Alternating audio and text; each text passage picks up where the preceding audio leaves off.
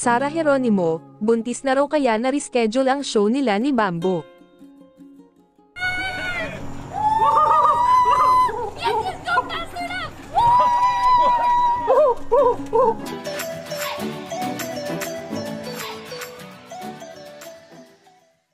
Bad news sa mga tagahanga ni Sara Geronimo na kinasasabi kang mapanood ang kanyang concert last October 1.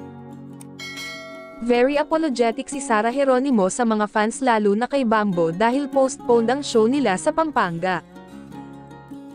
Dapat ay October 1 ito magaganap, pero na-reschedule ng October 29. Ang rason daw kung bakit hindi natuloy sa original date ay ang unexpected medical condition, umano ni Sara.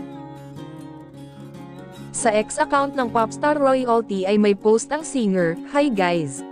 I'm so sorry we have to reschedule our Pampanga show due to medical reasons." Dagdag pa niya, "Thank you for your support and understanding, my dear Popstars."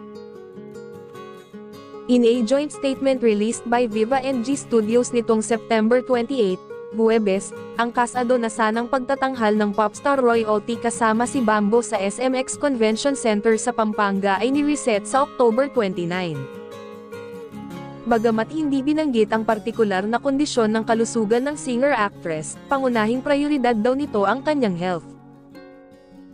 Unfortunately, our Popstar Royalty needs to rest due to an unexpected medical condition. Her health is now our top priority, anila. Sa kabilang banda, napaisip at umaasa ang mga fans ni Sara na sanay may kaugnayan ito sa pagbubuntis nito sa asawang si Matteo Guidicelli.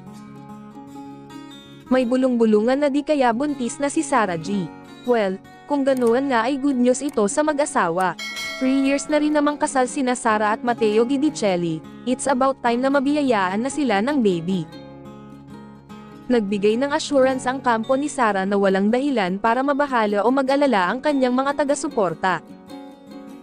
Hihintayin lang daw ng kampo ni Sara na ganap itong makarecover.